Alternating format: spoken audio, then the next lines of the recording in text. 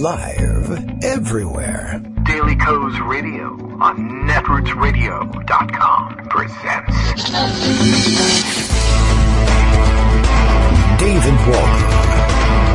Kagro in the Morning Show.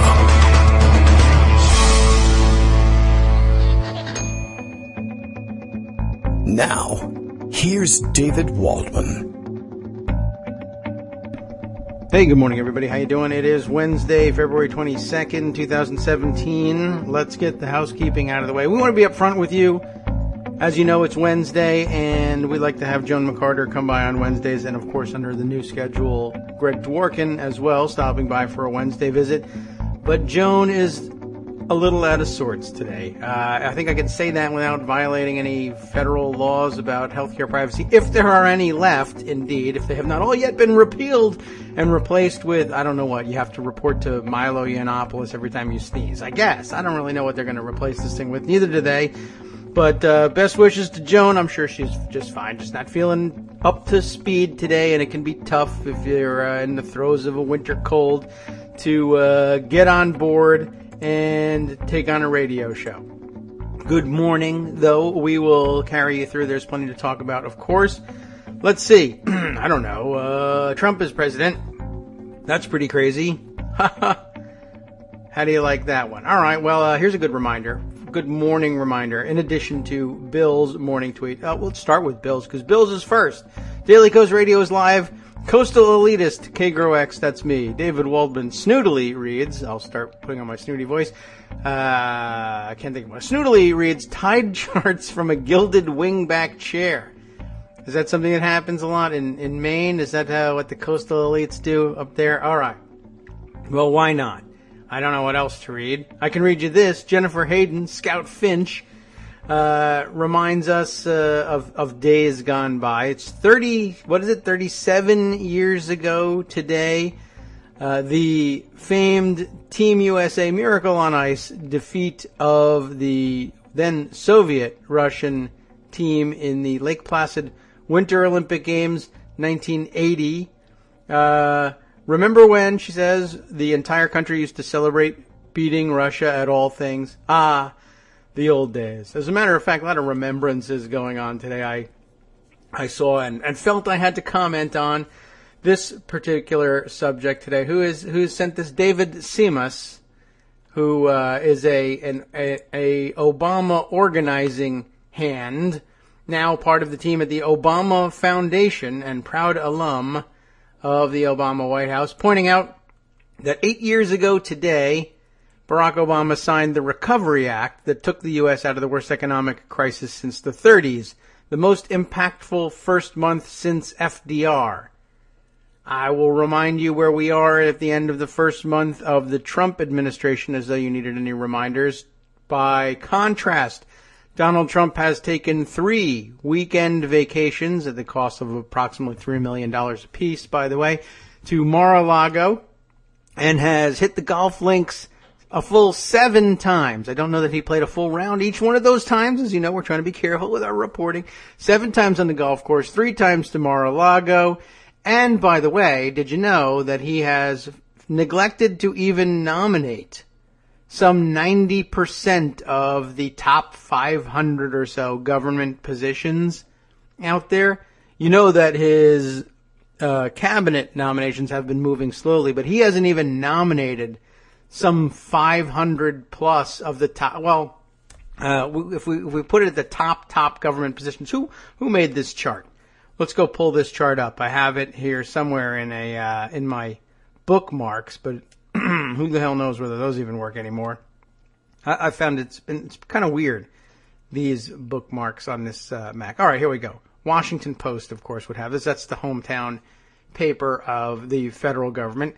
They identified 549 key positions. I don't know what makes a position key, but I'll give you some idea of what those positions are, and you can go from there. 549 key positions that require Senate confirmation. These would be people like, let's say, over at the Department of State, which they list first. The Secretary, that would be the Secretary of State. Now, that's Rex Tillerson. He's confirmed.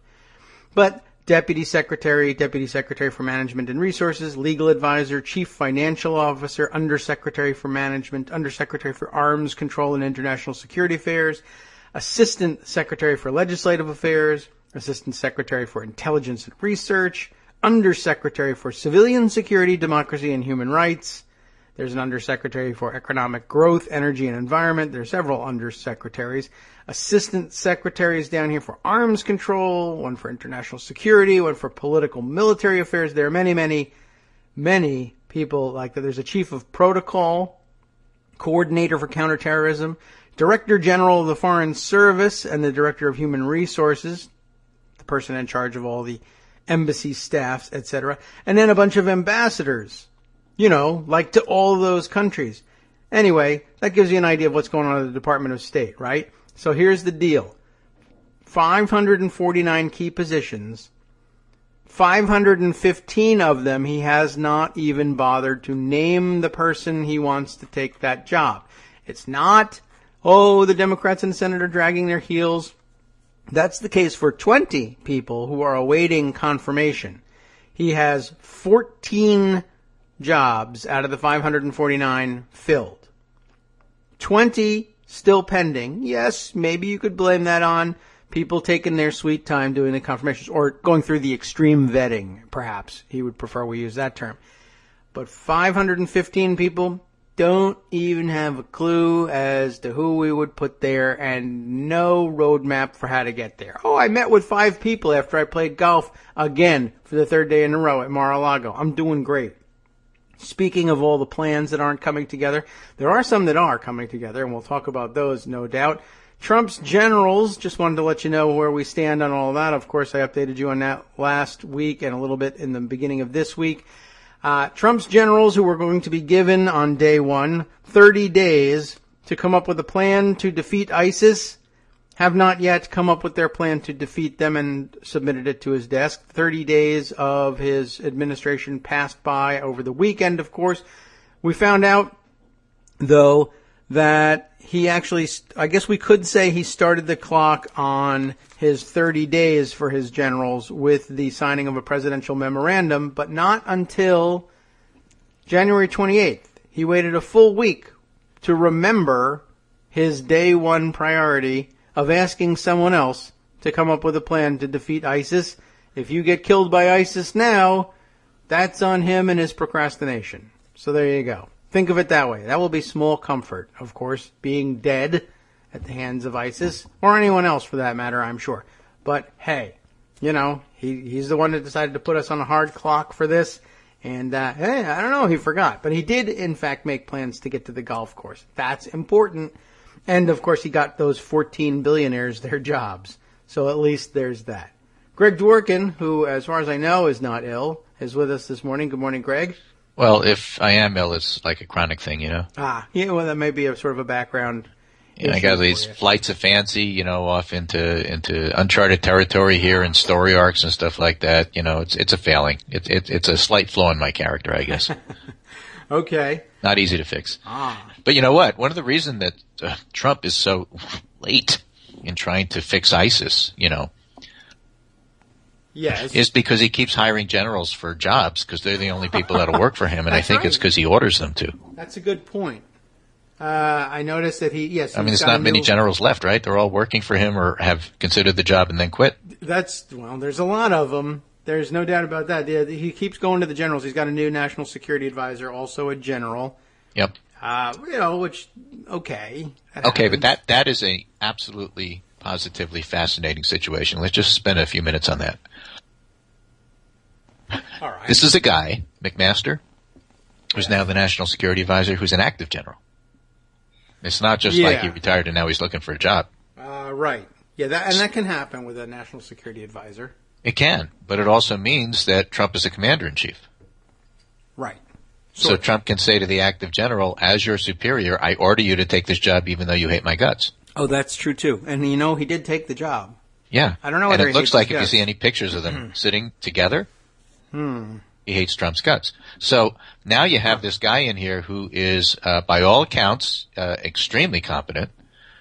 And the worry is that, like many generals, he might be a little bit amoral. Not immoral, but amoral. Let me give you a contrast. Colin Powell. Yeah. Right? Powell doctrine, we need to know why we're doing something before we do it and then do it with overwhelming force.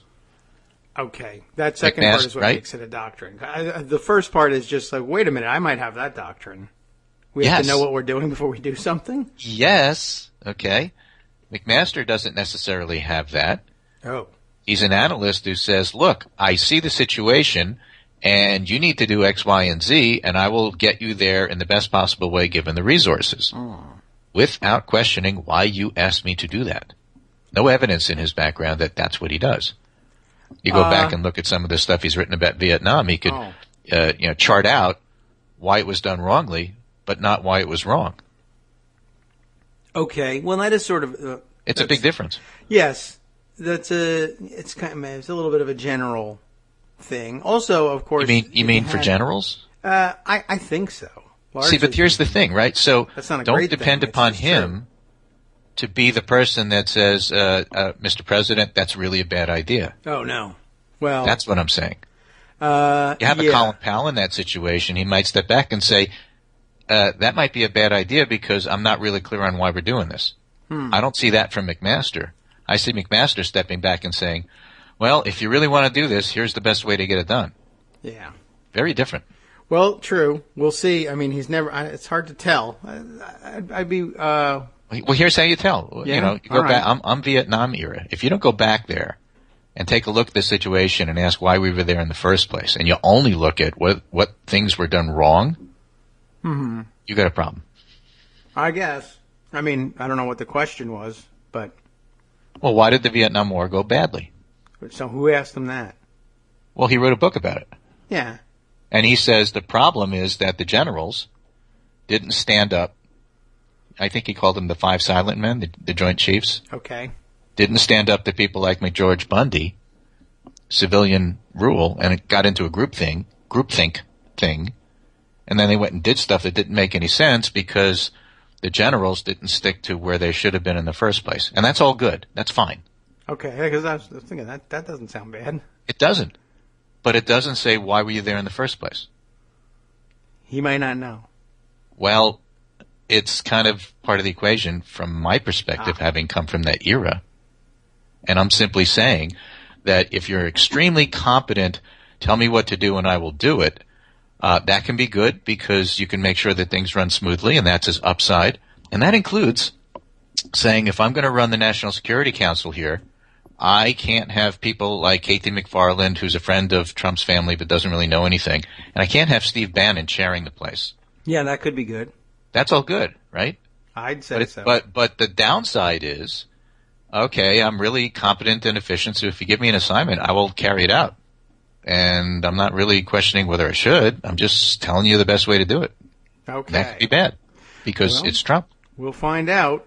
Right. So when I look at that one, I say this is a lot of upside, but it also has a lot of downside. Or let me put it a different way. One of the great things about Donald Trump, yes, he's so incompetent that half the things that he says he wants to do, you don't really worry are going to happen. Not with McMaster.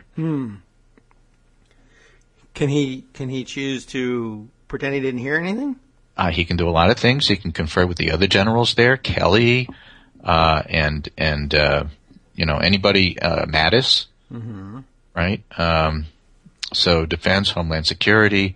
He can confer with the other generals and basically do things like maybe even elevate the Joint Chiefs back to where they belong as part of the council there. But now you got a bunch of generals talking, and where's the civilian control? I'm just bringing up these potential issues as you look down the road and say that they have an upside and a downside. Okay. Are you sure? Am I sure that there's an upside and a downside? Yeah, I want to. Do I know which way they're going to go? I have no clue. Okay. Well, I think that Steve Bannon is such an evil that I would be happy to see somebody like McMaster, strong general, very competent, push him out. I'd be okay with that. I would be okay with that. But I'm simply saying, don't stop there, because then the other side of the coin is, having done that, what next? And again, let me give you a concrete example. What if you have an extremely competent person running Homeland Security and Trump says, I want to get rid of every immigrant? Yes. And If it's competent, then you're going to have stuff going on. And if they're incompetent, you'll be saved from it. Yes, that's one way of being saved from it. Well, yeah, I mean, I'm not crossing my fingers with any of these guys and, taking bets or anything, but. Right, exactly. We'll see. That's all I'm saying. That's all I'm saying. Well, there's nothing we can do about it. How about that? There's a lot we can do about it. And some of that's my next segment here, is coming to the town halls. I put together a little storify about that just because there were so many good tweets about this. Okay. And I don't know if you've seen half of them, but let me just add at the very bottom, and I don't know how this is going to work on the air live because David and I are on the air live right now. Yes. But I'm going to send over a storify I did collecting various and sundry tweets. I hope that's not autoplay. Oh, all right. Brad Jeffy put together some. Matt McDermott put together some. But town hall scenes in Colorado, North Carolina, Pennsylvania, Maryland, where voters showed up and the GOP states. congressmen were no-shows. Oh. Right? Then there's videos about angry constituents confronting Chuck Grassley. Somebody yelled at him, if it weren't for Obamacare, we wouldn't be able to afford insurance. And there's videos of this happening. Angry constituents giving Mitch McConnell a piece of their mind. Crowds erupting at Joni Ernst. A crowd asked Steve Womack to investigate Trump and Russia. Womack from Arkansas, Republican, turns to the crowd and said, lay off Trump. You guys just want us to investigate everybody all the time. And some really angry guy in a very raucous crowd stands up and says, Benghazi, you wasted all that money on Benghazi. How about wasting some time on Trump for a change? Good question. Great question. How about it? Then you have, who is this? Representative Buddy Carter. People couldn't get into the town hall, so there's overflow outside. Yes. Maybe I'm looking at, 80, 90, 100 people. And they start chanting. Oh. And you know what the chant was? No. You work for us. Ah. You work for us. That was different than the do your job chant that you heard at one of the other town halls. This is all great stuff. Yeah. Simple, easy. And then you have tweets from reporters who say, I interviewed some of these people. They are not paid provocateurs. They're not like Jason Chaffetz, Jason in the House, where yes. He claimed that people were outside his district and paid provocateurs. These are people from the area. Many of them have never gone to one of these before. Right. Here's one. 100 show up for raucous town hall with freshman GOP representative in Virginia. A fellow named Carter. Another Carter. Is that the same Carter or a different? I don't know. No. He says, I'm not here to tell you Donald Trump is perfect. I'm not here to tell you I agree with anything and everything he's done. Those of you who have studied the Bible know that God has used imperfect people to do great things before, which I'm really happy to hear. Oh. That means he forgives Hillary for her emails. Yes. It is interesting. Donald Trump is a result of God's execution of his plan. All you fake protester people, obviously the devil's work. Right. 18,000 people call into an Illinois GOP congressman's phone town hall. I mean, there's some extraordinary things happening here. And these are all people out on the, regular people hitting these town halls and doing their thing. So Monday night, I posted something over a little bit different of a post at Daily Kos called Memo to the Resistance. Let's play Think Like a Strategist. Okay. And here's the concept. There it is. Yes. Find it? Okay. And I have my cute little indivisible hats that I made. One of them is an actual hat that I wear. Yeah? Which one do you wear? Yeah, the one on the right. No stars and stripes? That one was made by the Daily Kos community. Oh. And is a virtual hat. I couldn't find the template to do that, but the one on the right is an actual hat that I had made. It's physical, and it's like on my head right now. Wow. All right. That's kind of cool, right? Yeah. I'll make you one. Just send me your address. Okay. Anyway, so here's the idea. Let's say we have an energized and not yet fully organized moderate center to left group of people. They're uncomfortable with Donald Trump, just like the people showing up at these town halls. Maybe they're center right in some places. Okay. Let's further say that maybe some voted for him and some didn't, and some didn't vote at all. But they're kind of upset where things are going right now. They either think that there's no investigation of things like Russia, or they think that you're taking away their health care. Those are the two things that are motivating folks to show up, 18,000 people calling in to a GOP town hall and chanting, "You work for us." Mm-hmm. So we know we not only want to send a message to influence policy, we also want to win back some seats, some influence, power, maybe a congressional chamber in 2018. So what do you do to suggest organizing principles that would help us do that? That was the purpose of this community post. Okay. Now, there are former congressional staffers. I don't know who they are, but they've launched a guide to this called the Indivisible Movement. Oh, yes. I linked to it. That's where the hat is from. That is to say, the idea the hat is from, even though I made it myself. Yes.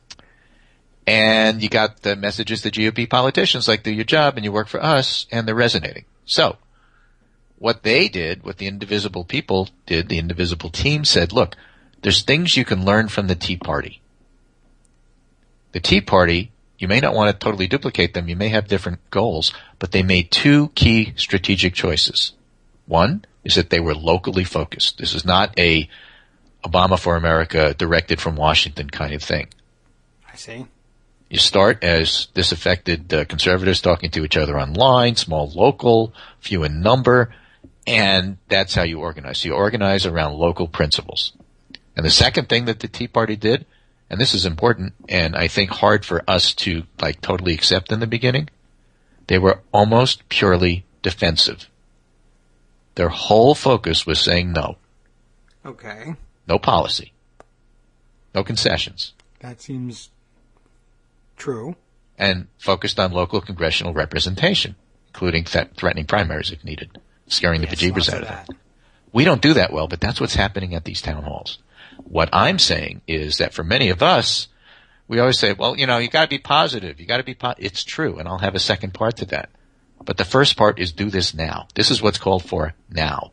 It's happening now, and you see the power of it at those congressional town halls that we were just talking about. And if you play some of the videos, they're extraordinary.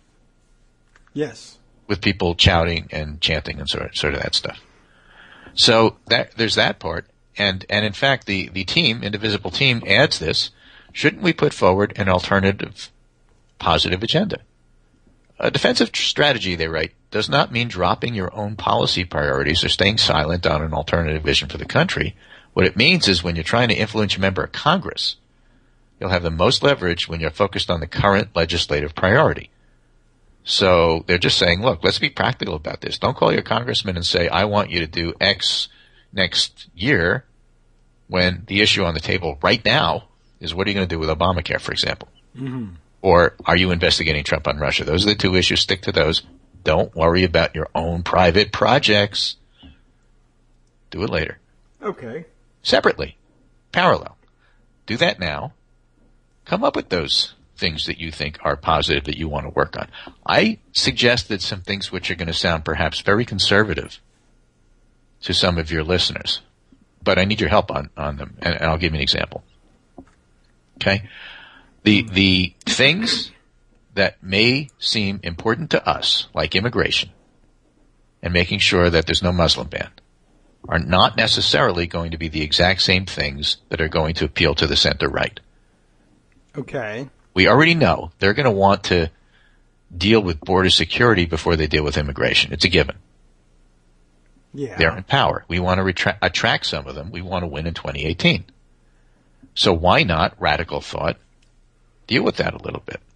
Come up with a border security strategy that we can live with. Not a huge, gigantic $20 billion wall. Maybe improving the wall in some certain places. Maybe agreeing to crack down on when your visa runs out, what to do about it. Things that we can live with that aren't onerous, that still fill that slot so we can say we have something and not nothing. That's a little bit of a difficult one because it's not natural for us. Here's another. Just lose any, and people aren't going to like this, stop talking about impeachment. You just turn moderate voters off. The only way, practically speaking, that you're going to impeach Donald Trump is if Republicans decide to do it, in which case they don't need your help, or you replace the Republicans in 2018, then you can talk about it. Okay. Because you can't impeach with a Republican House unless the Republicans decide to impeach. So why are you clamoring for it? Well, I don't know why the Republicans would decide to impeach. Well, you'd have to have, let the Russia investigation take its course. If it turns out he's a traitor, fine. But what I'm saying is, you can't just make them by yelling at them. What a waste of time. All you're doing is turning people off. Well, I don't know. I doubt that. But yes. Okay. Okay. So I'm just saying that's the same thing as not shaming them. You and I are going to agree to disagree on that one. But let me give you one third one. And this is where you can help. Voter ID. All right. Can there be a voter ID that is not, in fact, voter suppression? Tell us about how it works in Virginia. You got a voter ID card? I do, actually. Does everybody have one? Yes. Is it onerous? No. Then why don't we do it that way and say, yeah, we're in, we did that, let's move on. Because it won't stop brown people. Well, that's okay. That's why we're for it. Oh, yes, right. Forgot. But we're for voter ID. Okay. Just like we're for, border security and patriotism. Just like we're for leaving calls of impeachment off the table until there's proof and it's called for, as opposed to our suspicions and fears. There's nothing wrong with those things. Mm. And in fact, by declaring yourself there, you actually, you might, from a very practical point of view, do something reasonable. Yeah. Sounds like I like Virginia voter ID law. That's what you want. Don't do it Wisconsin style. Don't do it Pennsylvania style. Do it this way. Something is better than nothing. It does make certainly in light of the other proposals from other states, it makes the most sense that if you register to vote and you give them an address, they send you a card in the mail that says, "Gotcha. Here you go." Right. Bring this and there's your voter ID, and it's not onerous, and it does require you to register. Yeah. But that's fine. You're required to register anyway. Yeah. Are you? I mean, if you want to vote. If you want to vote, you are. Yeah. Right. Now, it does get in the way of same-day registration and things like that. That would be difficult, although I suppose if you had a verifiable same-day registration system, you could just print them a card, because it isn't anything fancy. It's not right, and printing is pretty easy these days. Or anything. Yeah. Although now, I guess next time I show up to vote with my voter ID card, who knows whether the people there will just say, that's a fake, forgery, photoshopped, fake ID. I am not saying these are the three things that you have to do. Okay, good. The border security, lose impeachment talk, and come up with voter ID like in Virginia that works for you. I'm saying these are center-right, shared value type things that you have a chance of not repelling the same voters that you want to attract for other reasons. And there's nothing wrong with it. And it's not a betrayal of principle to think about how you can do these things in a way that works for you that doesn't exclude people of color. And that's why the Virginia voter ID discussion is useful in that context. You got others? Put up the others. First, do the resistance, do the negation of what the Republicans are trying to do now with the town halls. But we have time to work on these other things between now and 2018. We are recruiting candidates. I saw a story about how there's a tremendous number of Virginia candidates who are signing up to run for the House compared to previous years. On the Democratic side. Well, very good. I know there's an active recruitment movement on for the state legislature as well, which is terrific. So that's great. I mean, so use that. And people are annoyed. People are pissed. And, this is a practical way to use that energy and do something practical with it by organizing beforehand. Again, as many of the organizers will tell you, and I'm an activist, not an organizer, but the organizers will tell you there's a huge difference between those two functions, just like there is a difference between activists and advocates. Yes. So, how do you organize? Well, that's, maybe a topic for another day. But this indivisible movement is part of it, and I think it's real good practical advice in terms of influencing members of Congress, which is what we want to do right now. These other things are just food for thought for later. And, what's the big deal about impeachment? What if you give up saying, I want to impeach him? What do you lose? I mean, nothing, because you can't right now until impeachment proceedings are brought. It's a process thing. Yeah. I mean, I don't know what I don't know if I gain anything by not saying it either. Well, you don't scare away voters. Well, I don't mean, I haven't You're a scared crazy one guy. away yet. You're talking about impeachment. All you do is talk about impeachment. Why? What? Where? Well, I mean, now, how about there's practical also, things? Voter well, ID there's considerable difference between and border don't security ever and things mention that are on the table that you can wrap your hands around. Yeah. Well, there's a lot of room between don't ever mention impeachment and all you ever talk about is impeachment. Correct.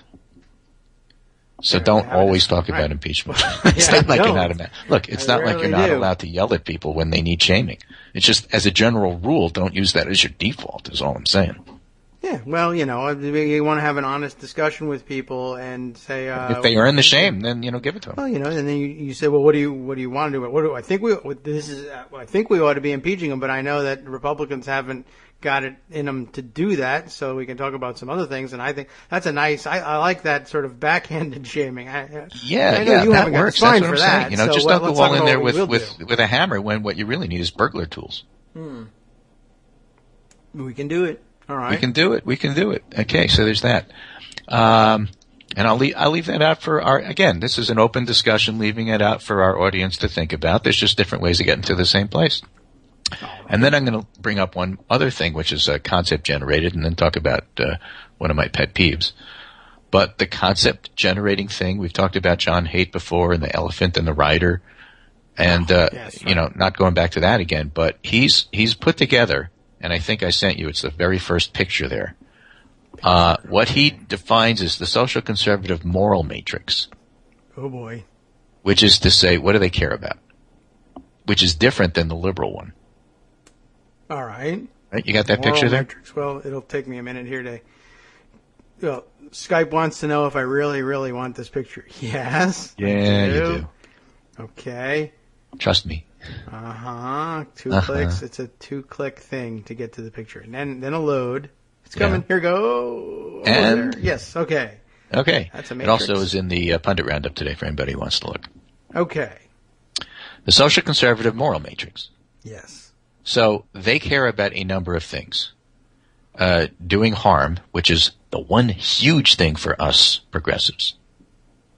They also care about Doing things harm? like liberty versus oppression. That's the free speech Milo stuff. And this is Milo stuff, and that's where we're going with this. Really? Okay.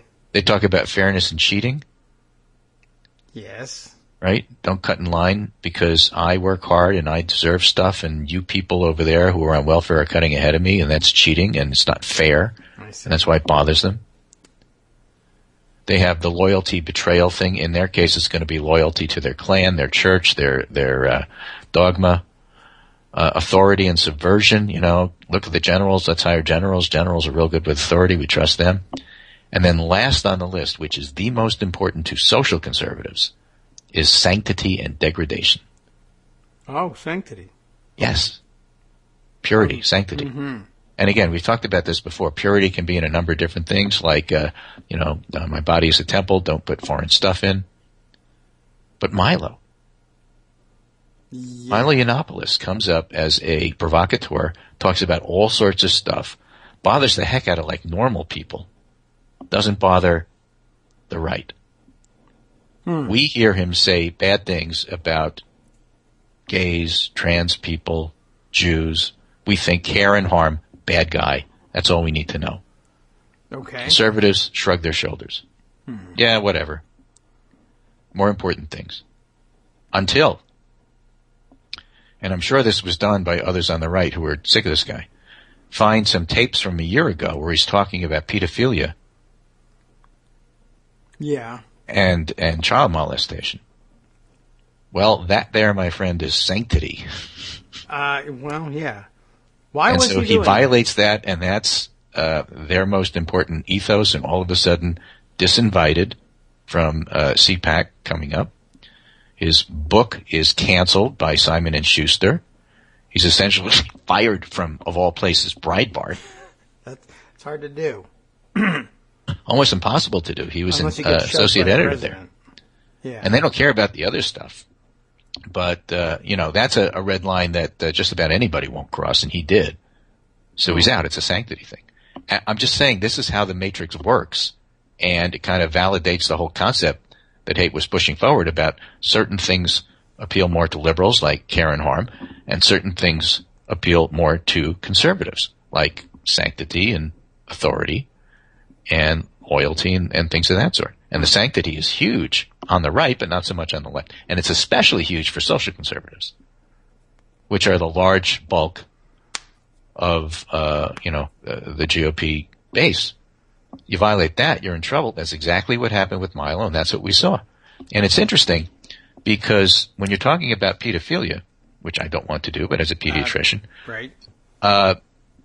Milo makes the case that at 13 or 14 he had this great relationship where a priest taught him all sorts of stuff that was really good for him to know because it was all about technique. Oh. He said that. Well. Okay. And then tried to make the guy. case that in certain cases, consensual relationships like that are fine. It was the NABLA thing, the Boy Man Association stuff. Uh-huh. And to put it bluntly, there is no such thing. You cannot have in a power structure where the people are not of equal power, and that's what you have with an adult and a kid. There is no such thing as consent in that setting. So what it is using power that we have to do whatever we want because F you, we won. Does this sound familiar? Yes. That's what Trump does. True. That's what Breitbart does. That's what Scott Bannon does. Steve Bannon, rather. Yes. And that's why the old saying of show me who you walk with and I'll show you who you are is so true. So now you have a guy who's claiming that it's all about free speech, and in fact, it's all about power, and if I have it, I can use it, and too bad, I don't really care about the victims. And he's taken down. And that's important because it shows that it's not true, that if we have power, we can do everything and anything. It's not. He tried that, and it didn't work. And the same will be true for Trump, and the same will be true for Bannon. It breaks the spell. Because part of the stuff that holds the glamour together for Trump voters, the believers especially, but a little bit of the conditionals, is the idea, well, he's winning, therefore that justifies everything. You could see that in the writings of, let's say, the Fix. Okay. This must be great, this must be good because they won, therefore, Oh, yes. We don't have to talk about the Colin Powell, why are you doing this? We only have to talk about the McMaster, well, they won, therefore X, Y, and Z. I hate reporting like that. It offends me, it disturbs me. Why aren't you saying it's wrong? Why are you just saying, well, they won, therefore it's our job to cover it, as if it's completely, totally neutral? I see. Yes, that does drive a lot of us crazy. It does, but it's all part and parcel of the same thing here. So, winning doesn't justify anything. It just means you won. And maybe you won because of things that are outside the box, like Comey. So how does that all of a sudden make your moral precepts better than mine? Because Comey, threw the election in your favor. Just as, as an example. And, you can't just look at it as, okay, we won, therefore that justifies X, Y, or Z. It doesn't. It happens to be a coincidence that happened, especially in a very close election, where the other candidate won 3 million more votes, and where 100,000 votes in a couple of states, 3 states, made the difference between winning and losing. It's not all about who won. And so, with Milo, it's not all about who has the power. With Trump, it's not about who has the power. And if his constituents, if his voters feel like it is, that it's kind of the prosperity gospel, you're rich, therefore, God favors you. You won, therefore, God favors you. Taking somebody who has that power and taking them down does a great deal of good for the community as a whole, the American community. Oh, I'm for that. Yeah, so how do you like that? I find it interesting. I find the whole thing somewhat interesting and of course, somewhat repulsive as well. Just the whole discussion. But, he was getting paid to do this stuff. Yes. That's what he was talking about when you'd hire him. Yeah. Who in the right mind would hire him? CPAC, what were you thinking? If he goes, then you get the approbation of hiring somebody like this. Mm-hmm. And if you get rid of them, you're the people now who are too PC and won't let him speak. It's a lose-lose for you. Why did you go there in the first place? Well, probably because nobody expected him to be talking about that. Yeah, except these tapes are out there for a year, and we all knew he was. Yes. Well, a lot of people certainly did. I don't really know much about what he talks about except for what has broken through in the last couple of months, which is every time he opens his mouth, he's horribly insulting to people. I didn't realize children were among them until just now. And that is a red line. I mean, I could feel it, David, in your voice. This is a repulse, recoil kind of thing. as it should be for normal people. He crossed that line. He's out. This guy is not coming back. And it's an old line. I mean, yeah, it is. Not new either. These are shared values. These are. Well, there's even an old saying that like way back from old timey political days, right? About the people who were invulnerable to electoral challenge unless, as they used to say, caught in bed with a live boy or a dead girl. In other words, you could even get away with underage girls just so long as they survived the encounter. Right. Which is quite a horrible statement in itself. Well, it's Joe Scarborough country, right? That's why he's not in Congress anymore. Yeah, I guess so. Although that was just in his office, and he wasn't anywhere around. Yeah, well, whatever. And thank you, Joe. But it all ties together. It ties together with what we've been talking about in the last 2 or 3 weeks, and I just think this is a real concrete example of what we're talking about here. Because Milo crossed a red line that does exist, violated shared values. He's out. This is something that conservatives and liberals can agree on. And if we can agree on this, maybe there's other examples we can agree on too, like voter ID the Virginia way. I guess so. Does seem a bit of a leap, but okay. Well, if you can do one, you can do the other. Look for that common ground. Not Why not? All the values we share are about horrific examples, I guess. Well, listen, this is where we are right now. If this is what it takes in order to get people to start seeing that there are some common values, I'm not advocating it, but they gave it to us on a silver platter. We might as well use it. Sure. Check everybody for that, would you? All right. Phew. But, yes. It's important. It's an uncomfortable topic. I do this professionally. It's important. It's very important, agree. as a matter of fact. You never want something like this going on. And whether it's a Jerry Sandusky or his kid, which is also in the news. Yes, right. Or Milo. I mean, this stuff comes up. So, I'm just saying it's part of the matrix. Now, let me talk about the stuff that really annoys me, which is a much more safe topic. Oh. This is Seth Maskett, who is a professor of political science, University of Denver. SMOTUS, Smotus on Twitter, if you follow him there. Smotus, okay. And great article here. Trump supporters still support Trump. So what? Okay. Of what value is it to just retain one space? In addition to the fix-style articles where you have people saying stuff like, well, he won, therefore that justifies everything. Yeah. You also have articles saying, let's interview the Trump believers that went to these rallies and check on whether or not they still support Trump. Okay. What a waste of time. Armando's been on the show talking about that. Totally agree with him there. If you want to do that at all, do the conditionals and follow whether or not they change their minds. Don't bother with the believers. And he writes, Seth Maskett writes, Trump supporters still support Trump. So what? So he talks about 1974 with Watergate and Nixon. And listen to some of these quotes. I can't believe there's one dirty thing wrong with Nixon. Some people did awful wrong things at Watergate, but you'll never convince me Nixon knew of them. Talk about dishonesty. What about all those votes the Democrats steal in Chicago? These are actual quotes from the era. I remember this. Right? I thought they said that yesterday. I'm just not going to believe the president is wrong until he's convicted. I don't have that much faith in the news media anymore. Sound familiar? Yes. That's what I'm talking about in terms of impeachment and not bringing it up prematurely. You can see the gleam in those TV reporters' eyes when they have bad news. Quotes from the Nixon era in 1974, you can apply them right now. Yes. I can't understand why some people suddenly expect politics to be conducted in a church-like atmosphere. It's never been like that. Okay. This is one of my favorites here. Those Eastern liberals try to make their political beliefs seem so sophisticated just because they're liberal. They blast and nitpick so much it sounds like propaganda.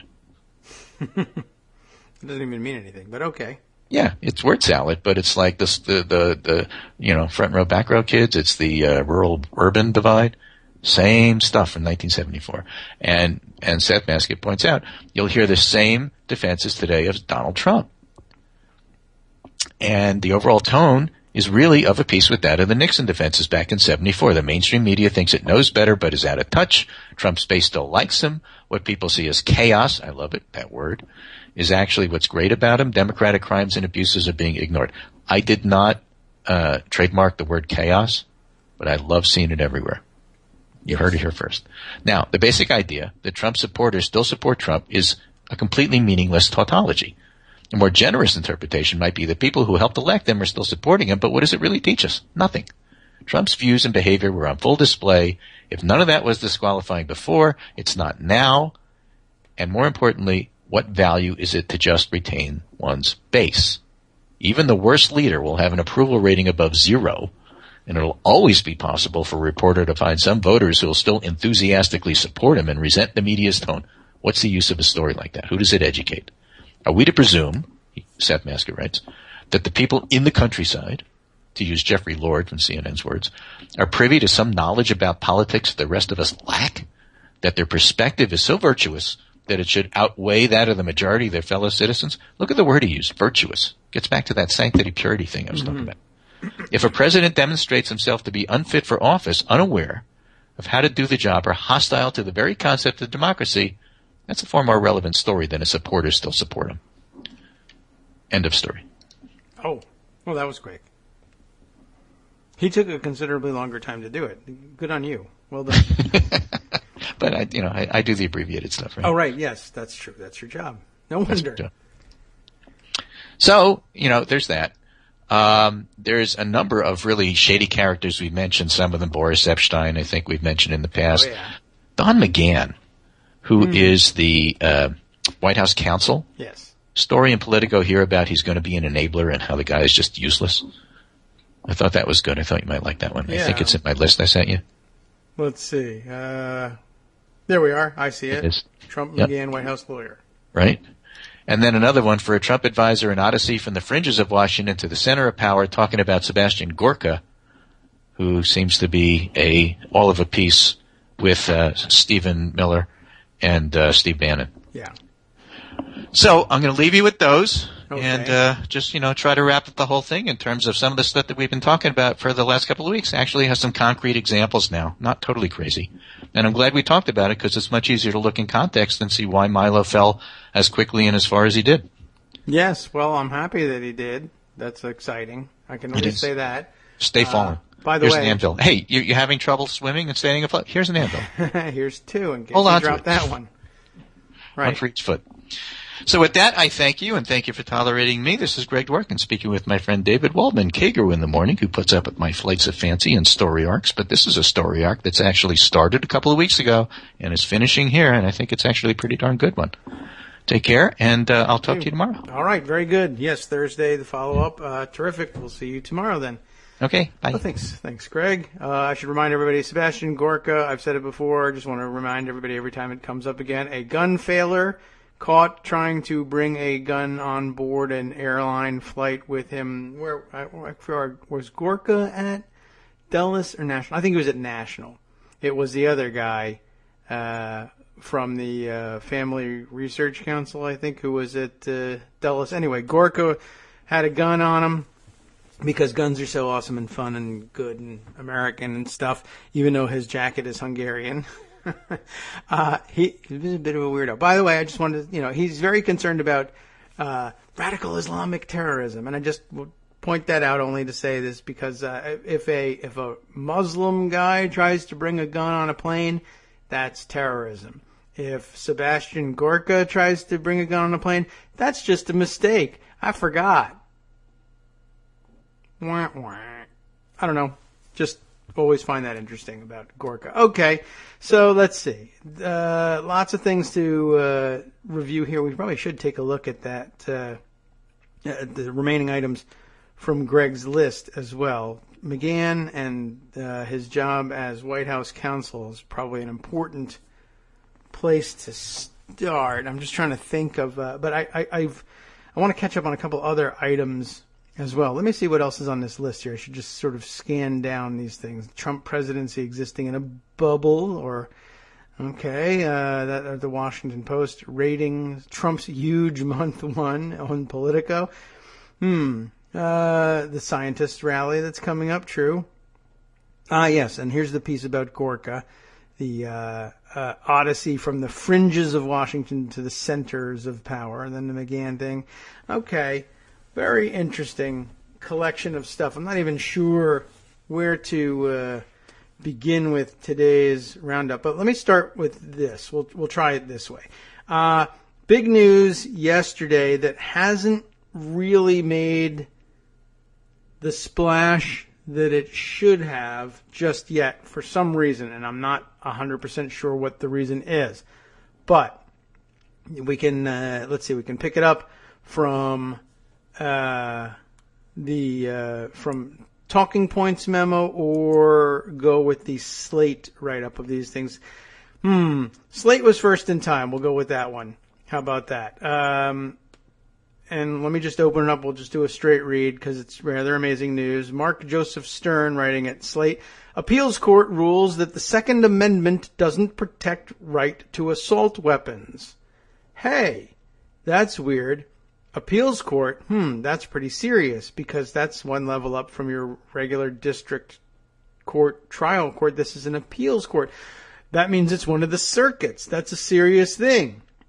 What circuit is it? The liberal, always reversed ninth? No, it's the Fourth Circuit Court of Appeals. That's right here in the middle of, granted it's coastal and elitist, but that involves, you're talking about the southern portion of the mid-Atlantic states here, Maryland, Virginia, etc. What else is in the Fourth Circuit?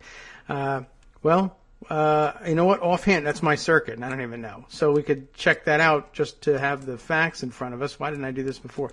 Fourth Circuit is all I really matters to me is it includes Virginia, and I never go ahead and look that up. But and for some reason I thought Maryland was in the Third Circuit. Maybe it used to be in the Third Circuit. Does anybody know, historically speaking? All right. Fourth Circuit Court of Appeals, before we even get to this thing, Maryland, North Carolina, Virginia, South Carolina, West Virginia. Okay? That's some circuit. The Fourth Circuit. That's some catch 22. That's some circuit. The Fourth Circuit. I'm used to thinking of the Fourth Circuit. You know what? When they make the news, it tends to be like federal cases that are filed in Virginia. They handle a lot of the, what to do with terrorism detainees, etc., and whether or not they can be tried in the United States or need to be removed to Guantanamo. This sort of thing is when you usually hear about the Fourth Circuit. Certainly I wouldn't have expected this, to be honest. And it's not just some panel of the Fourth Circuit either. I better get to the story or I'll never get through this. On Tuesday, the U.S. Court of Appeals for the Fourth Circuit ruled that the Second Amendment doesn't protect assault weapons, an extraordinary decision keenly attuned to the brutal havoc these firearms can wreak. Yeah, this is actually focused precisely on that. Issued by the court sitting en banc. That means, by the way, like as I was hinting, it's not a 3-judge panel from among the dozens of judges on the Fourth Circuit. I don't know how many they have. We could perhaps look that up. Let's see. Yeah, there are quite a few. Not dozens, but let me see here. 1, 2, 3, 4, 5, 6, 7, 8, 9, 10, 11, 12.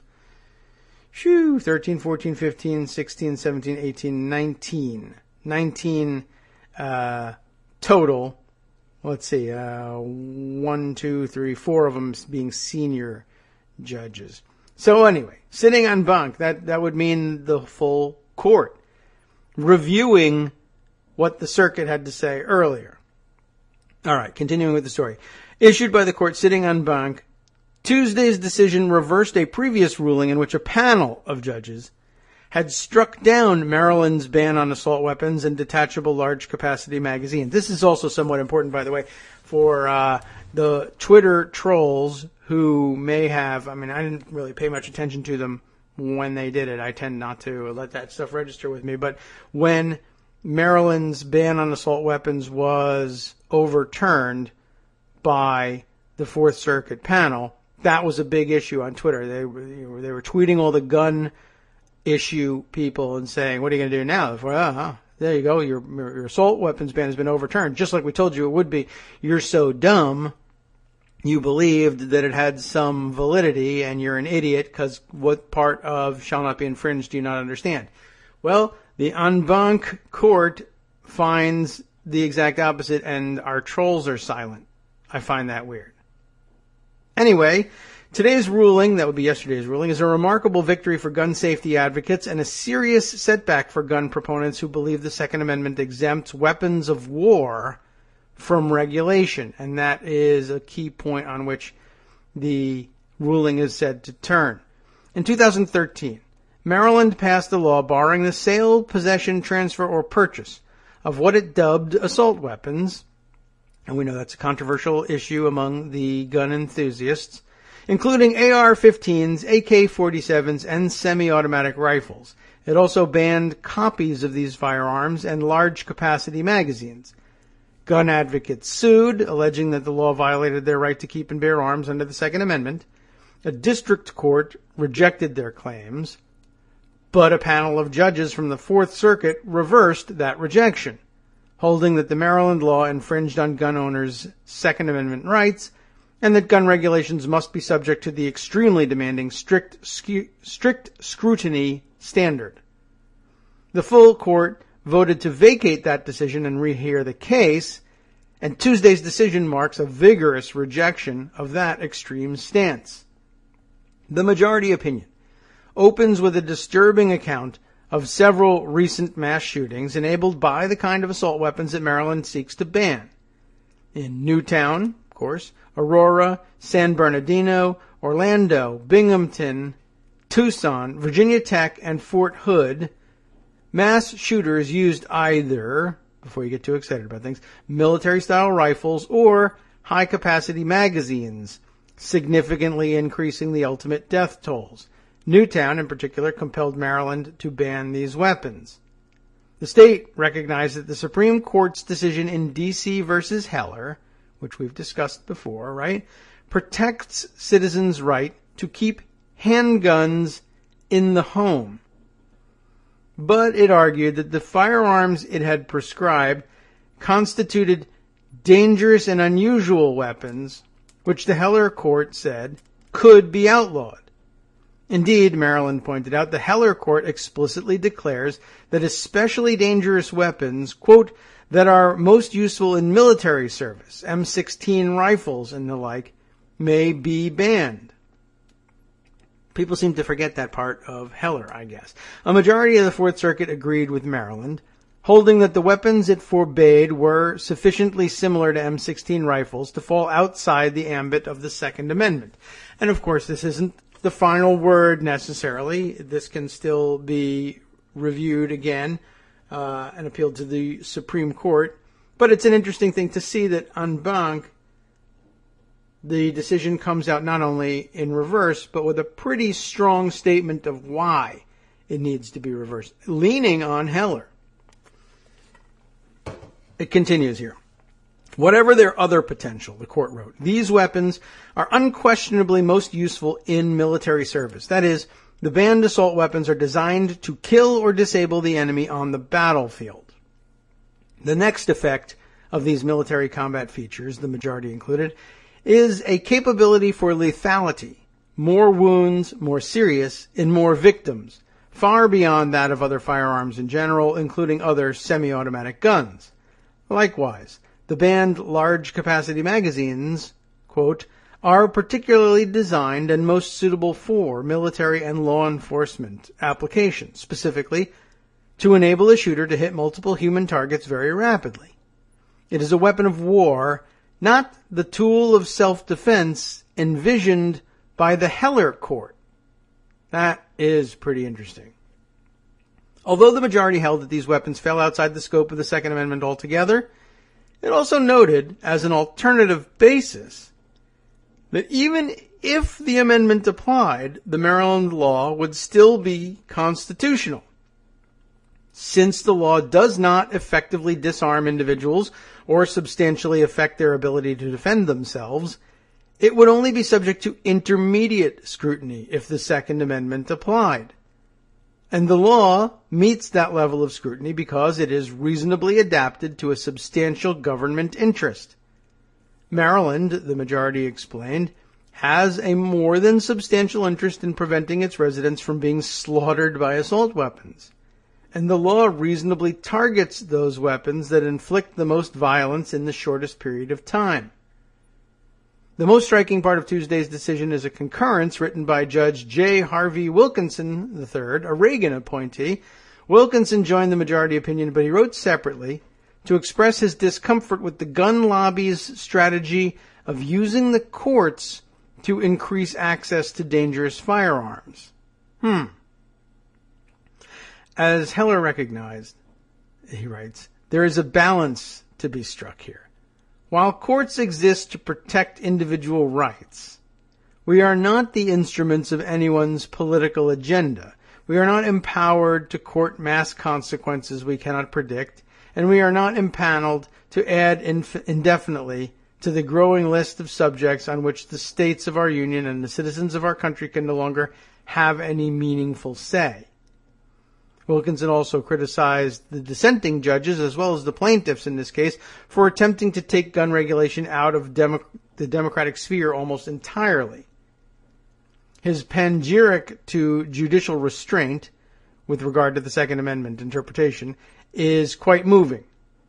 He writes, disenfranchising the American people on this life and death subject would be the gravest and most serious of steps. It is their community, not ours. It is their safety, not ours. It is their lives, not ours. To say, in the wake of so many mass shootings in so many localities across the country, that the people themselves are now to be rendered newly powerless, that all they can do is stand by and watch as federal courts design their destiny, this would deliver a body blow to democracy as we have known it since the very founding of this nation. In urging us to strike this legislation, appellants would impair the ability of government to act prophylactically. More and more, under appellants' views, preventive statutory action is to be judicially forbidden, and we must bide our time until another tragedy is inflicted or irretrievable human damage has once more been done. Leaving the question of assault weapons bans to legislative competence preserves the latitude that representative governments enjoy in responding to changes in facts on the ground. Constitutionalizing this critical issue will place it in a freeze frame which only the Supreme Court itself could alter. The choice is ultimately one of flexibility versus rigidity, and beyond that, of whether conduct that has visited such communal bereavement across America will be left to the communal processes of democracy for resolution. In other words, not just the courts. Both Wilkinson's concurrence and the majority decision are refreshing in their fact-based analysis and grounding in real-world experience. Pro-gun judges often discuss the Second Amendment as an abstract, intellectual font of liberty. But after the Newtown shooting, Maryland legislators did not see liberty in assault weapons. They saw carnage. In response, the legislature strived to keep these weapons out of the state for fear of further bloodshed. The Fourth Circuit was correct to let Maryland's law stand and resist attempts to remove gun control from the democratic process altogether.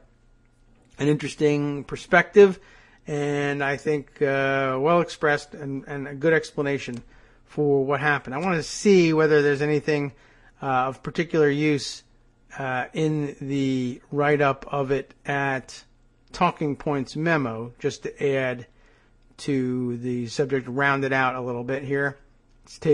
Everything's taken its time today. Who writes here? Brian, how does he pronounce this? Witty, W-I-T-T-E. Brian, you can tell me. This is an AP article, so Brian's not at TPM. He might be busy working at AP. All right, let's see. Anything else? A 10-4 ruling, by the way, of the Fourth Circuit. Put simply, we have no power to extend the Second Amendment protections, extend Second Amendment protections to weapons of war. Judge Robert King wrote for the court, adding that the Supreme Court's decision in the District of Columbia v. Heller explicitly excluded such coverage. Again, well, they do well to remember that. And by the way, I have the Wikipedia chart open here. So was it King that we were looking at? Judge Robert King wrote the majority opinion, 10-4 decision. King is a Charleston, West Virginia-based circuit judge appointed by President Clinton, in case you were wondering. Wilkinson, as we mentioned, is a Reagan-era appointee, How old is he, and how long has he been on the court? Is he not? Here he is. Let's see. He's been active on the court since 1984. He was, you might have recognized his name. I did. It rang a bell. He was the chief of the Fourth Circuit from 1996 to 2003. Just thought we ought to throw that one out there. And let's see, of the Fourth Circuit panel, 10-4, that's 14 of them. 1, 2, 3, 4, 5, 6, 7, 8, 9, 10, 11, 12, 13, 14, 15, right? Okay, so we have 15, I think, circuit judges, and so 14 of them sat. Did the senior judges sit on this? I guess not.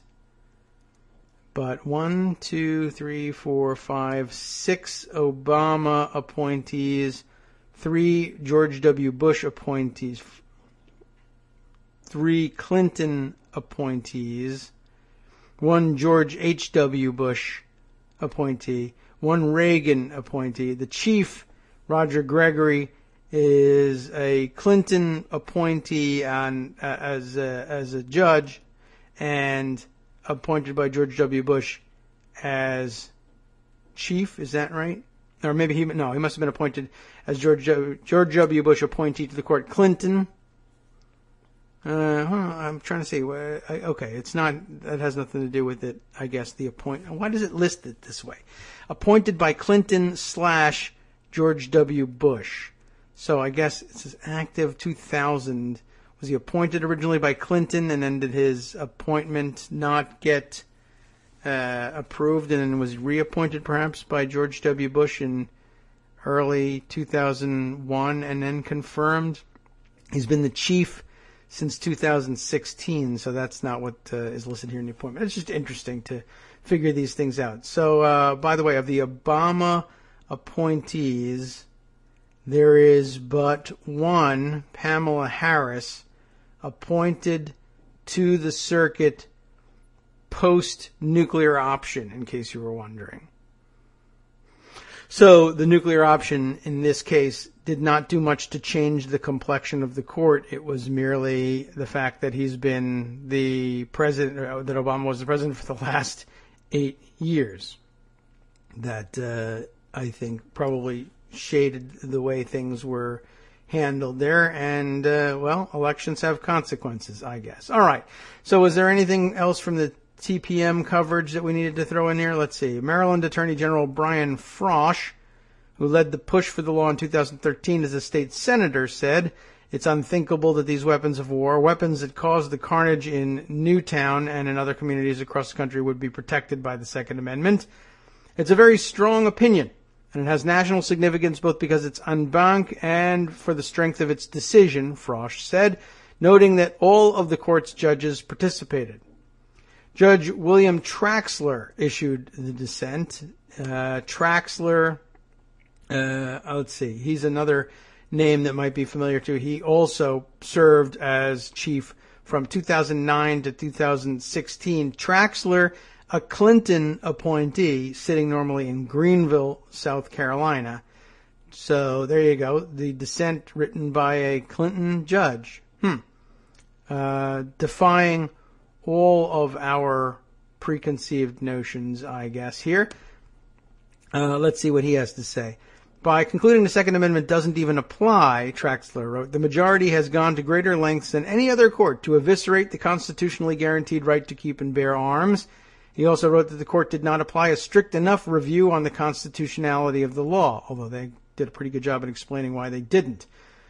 For a law-abiding citizen who, for whatever reason, chooses to protect his home with a semi-automatic rifle instead of a semi-automatic handgun, Maryland's law clearly imposes a significant burden on the exercise of the right to arm oneself at home, and it should at least be subject to strict scrutiny review before it's allowed to stand, Traxler wrote. Let's see, the NRA, of course, had all sorts of things to say about how terrible it was, saying that the court clearly ignores the Supreme Court's guidance from the District of Columbia v. Heller that the Second Amendment protects arms that are in common use at the time for lawful purposes like self-defense. Well, it does say many things. Heller does. And They have to date ignored the other part, which the court here leans on. I guess one of the big problems here is the reality is that there are so many millions of these assault weapons in circulation, and it will be awfully difficult to be rid of them if that's actually even contemplated by the decision. But okay.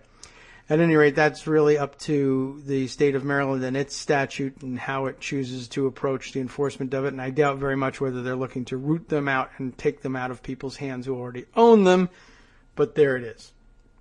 All right. Well, I thought that was pretty interesting, and we learned quite a bit. I did see that there was a message that came in from Greg a little bit late here. But about James Comey, of all things. We should take a peek at it and see what motivated him to send it along. Oh, interesting. It does sound very interesting. Why don't we go to that? Why not? There's nothing to prevent us, and besides which, we have to make do without Joan today, and I'll bet Joan would find this interesting. The true story, how do you like that, of the Comey letter debacle. I've been waiting for the true story on that debacle for some time. Bethany McLean claims to have it for Vanity Fair. The subtitle here reads, when FBI Director James Comey reopened the investigation, is that what he did? Remember, we had some dispute about that. Into Hillary Clinton's emails in the final days of the campaign. Many saw it as a political move that cost Clinton the presidency, but some insiders suspect Comey had a more personal concern, his own legacy. Ordinarily, I would buy into something like that, although I just have never really known. Well, I don't know. I'm not close to a lot of FBI directors, I guess that's true. Is that something that people have frequently considered to have other than J. Edgar Hoover, have any FBI directors had a legacy? I don't know. I guess if you're the FBI director, you think you do. So it's not impossible. Let's take a look. Bethany McLean says it's true, and I have no reason to doubt her. Let's put it that way. I'm keeping one eye, by the way. I'm a little bit distracted. My son has got a bird feeder out here for a science project, and it's out the window, and it's somehow fallen to me to take pictures of any of the birds that land on this thing. That's an awfully difficult thing to do in the middle of a radio show, but it seems to me like the same bird keeps landing on this thing. I'm distracted, but I see a new one, and come on, guy. Land. All right, I'll have to wait until after the show, really. That's just not fair to the rest of you, and that's frankly not fair to me. There's no reason why I should take care of this science project. And I guess now I ought to hope that his science teacher isn't listening. I'm not taking these pictures. It's not me. Oh. It's a new bird, everybody. Anybody want to know what it is? I can't identify it for you, but it's very exciting. And the little bastard just flew away. God damn it, I hate birds. All right, well, at least we know that they will frequent this feeder, and I can get this shot afterwards. You want to know about James Comey and the FBI. Ready? In the early summer of 2013. 2013? What seems like a lifetime ago. Jim Comey was nominated by President Barack Obama to serve a 10-year term as the director of the Federal Bureau of Investigation, the nation's prime federal law enforcement agency. Even in a time of fierce political divides, there was little divide about Comey, who at the time was a Republican. He has since changed his party registration, but not said to what. He was confirmed by a vote of 93-1. Jim is a natural leader of unquestioned integrity, said Obama, and he was. This goes way back. Chris Gare, a former prosecutor who was a student with Comey at the University of Chicago Law School, class of 1985, has called Comey a giant of a man who has earned his job and his reputation with a lifetime of service. Comey, who is literally a giant, 6 feet 8 inches, made his name prosecuting terrorism cases in the Eastern District of Virginia, and then served in the powerful position of U.S. Attorney for the Southern District of New York, and as President George W. Bush's Deputy Attorney General, or DAG, in the aftermath of 9/11. Those who have worked with him describe him as intelligent and charismatic, possessing both humor and humanity. He knows the names of your family members, pops into your office to chat, and sends handwritten thank you notes. That's sweet. Says a prosecutor who worked under him, he inspires incredible loyalty. Says another, people who worked for him feel like they would have marched up any hill for him. So that's nice. For those of you who like marching, that should be particularly exciting. All right. Where were we with this one? Oh, yes. Now I have to skip over an ad. Okay. A former Southern District Attorney recounts how on every new prosecutor's first day in the office, Comey would tell the person that he loved his job as a prosecutor because it involved, by definition, doing the right thing. He cites as a formative influence the 20th century realist theologian Reinhold Niebuhr, who urged Christians to become actively involved in politics to ensure the moral good. This really does go way in depth, doesn't it? It's a fairly amazing profile. I'm trying to think about, boy, this does seem like a long piece. Does this go all the way? I have to kind of check this thing. This could really eat up the bulk of the show, although that damn letter, it really is pretty important, isn't it? All right. Well, let's continue on and see if we can distill something out of it here. How the perception of Comey has changed is our next section. Today, he stands at the center of a raging storm of rumors, reality, and rancor that was the FBI's investigation into Hillary Clinton's use of an unsecure server to send and receive email during her tenure as Secretary of State.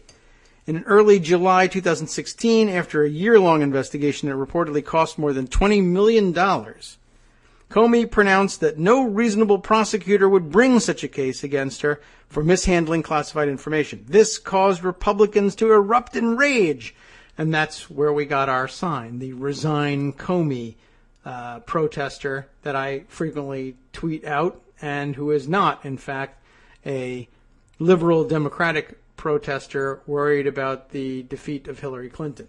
Very interesting. So good background on that. And a reminder of why that one lone woman was doing that. 4 months later, 11 days before the 2016 presidential election, Comey sent a letter to Congress saying he was reopening the investigation in light of new information found, but not yet examined, by the FBI. Okay, and I have some auto-playing video in here, which I think is silent, but I'll at least pause, just in case it's just not in my headphones. All right, let's see.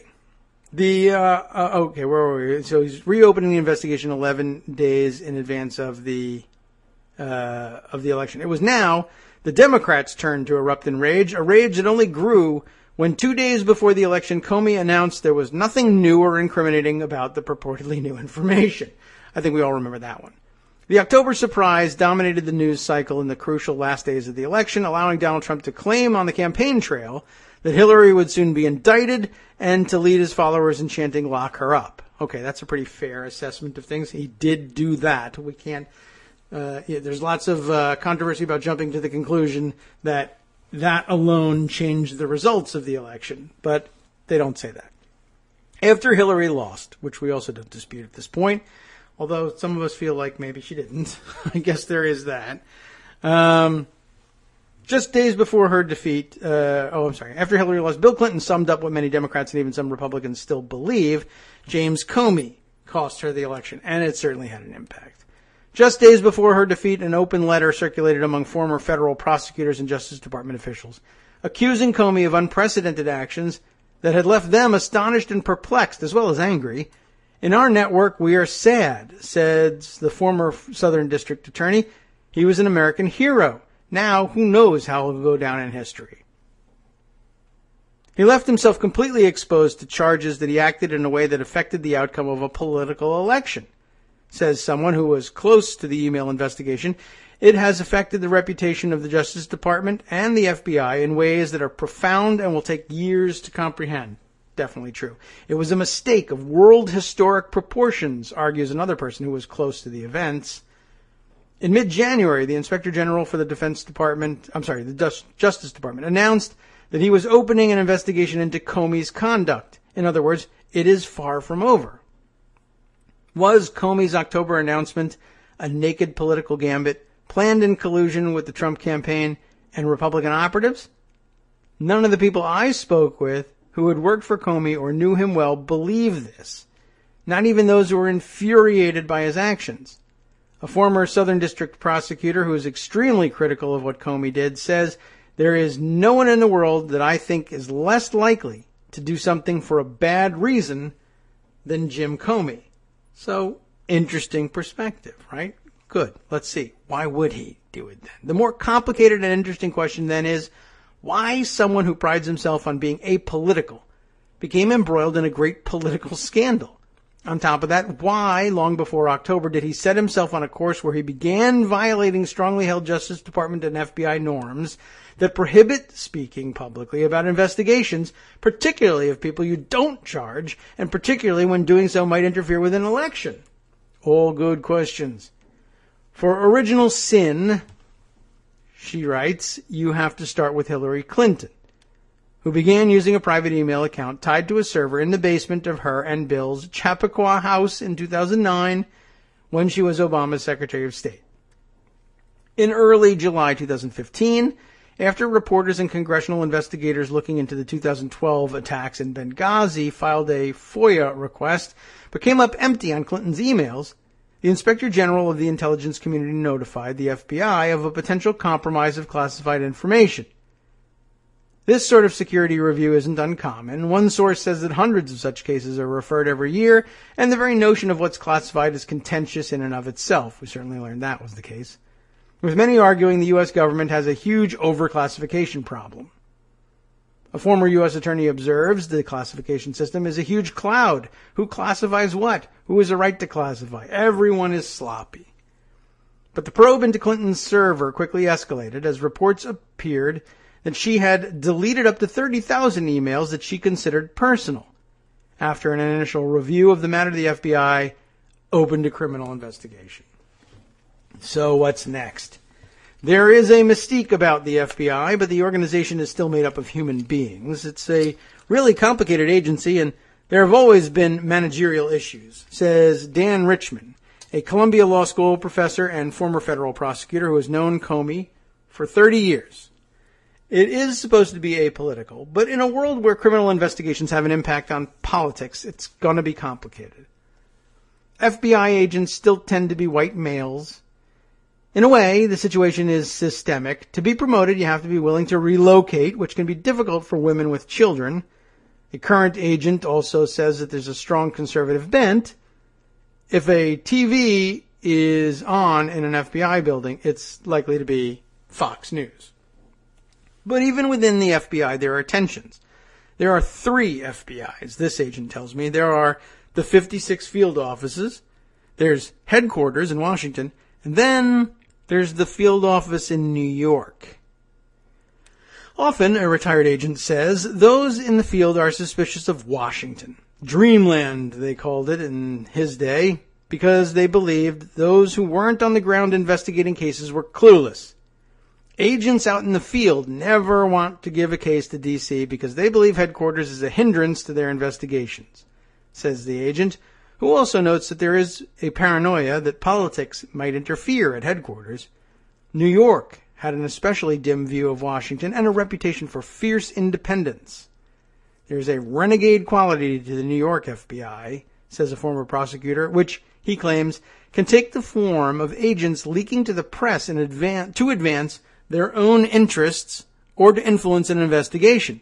New York leaks like a sieve, concurs another former prosecutor.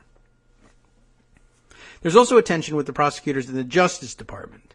The FBI's job is to investigate potential crimes, but they need one of the 93 U.S. attorneys' offices, or an attorney at so-called Main Justice in Washington, to open a case. Agents often feel that prosecutors aren't bold enough to bring the cases the FBI has investigated. If prosecutors don't move forward, it's often perceived by agents that they didn't have the stones, says Ronald Hosko, who was assistant director of the FBI's Criminal Investigative Division until he retired in 2014. Prosecutors, on the other hand, think that the agents don't want to understand the legal nuances that may separate smoke from prosecutable cases. The FBI thinks everything is criminal, particularly if they have spent more than a week on it, says a veteran prosecutor. I buy that. That sounds like something a prosecutor would say about the FBI. Comey had early exposure to the law enforcement community in that his grandfather, whom he calls one of his heroes, was a beat cop who worked his way up to commissioner of the Yonkers Police Department. Chris Gare, the classmate at the University of Chicago, says he didn't go through law school saying he wanted to be a prosecutor, but we all knew he was determined to be one of the good guys.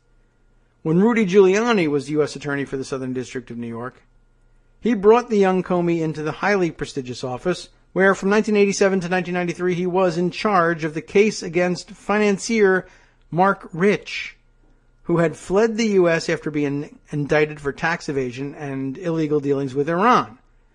In 1996, Comey served as Deputy Special Counsel for the Senate Whitewater Committee, and later that year became an Assistant U.S. Attorney for the Eastern District of Virginia. In 2002, he was named U.S. Attorney for the Southern District of New York, where his most widely known case resulted in putting lifestyle guru Martha Stewart behind bars for obstruction of justice and making false statements.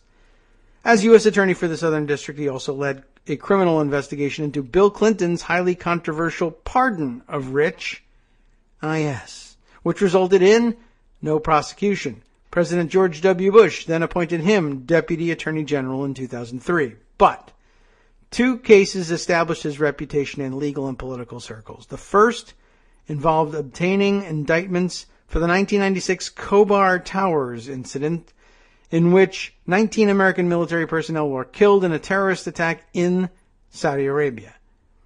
The career prosecutors at Maine Justice had been working on the case for nearly 5 years, so long that the statute of limitations was about to expire on some of the possible charges. Comey and another prosecutor named John Davis worked on it for about 3 months, and then, over a weekend, Comey holed up in his office and wrote a detailed indictment of 1 Lebanese and 13 Saudi suspects.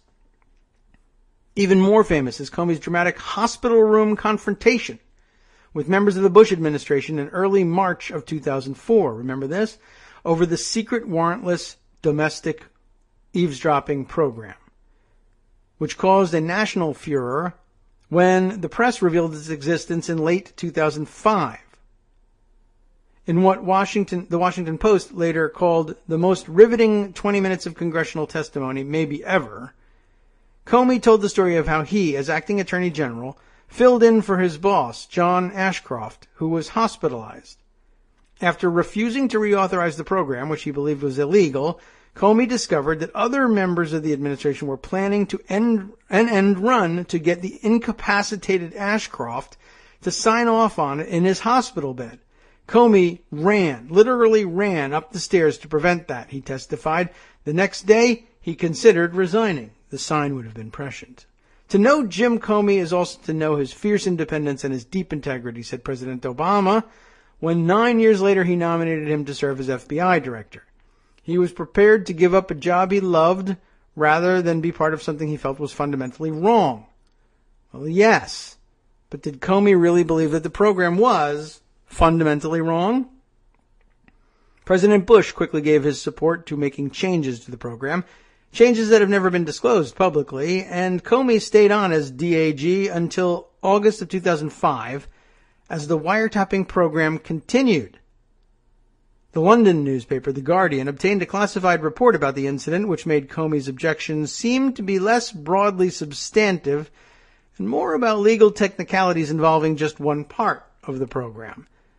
Many would argue that legal technicalities are critically important, but some of Comey's former DOJ colleagues carped to the New York Times that his actions had not been as heroic as they were portrayed. That wouldn't be terribly surprising, I guess.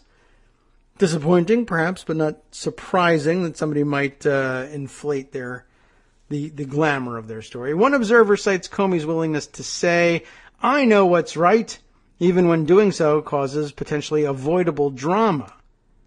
Another person who knows Comey well says there is stubbornness, ego, and some self-righteousness at work. In 2014, Obama chose Loretta Lynch to be his Attorney General after Eric Holder resigned.